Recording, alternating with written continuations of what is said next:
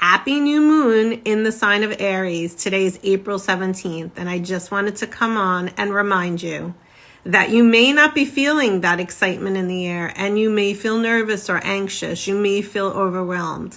These are all emotions that you are being called to look at. The Aries energy is fiery. It's igniting the fire underneath your butt to get you moving in the direction that you're meant to be moving in. You have a clean slate in front of you. And don't forget, we're in a numerology year of 1, which is all about brand new beginnings and clean slate. So today is really the first day, really, of your new beginning for 2026. Where have you been holding yourself back? What have you been hiding yourself from?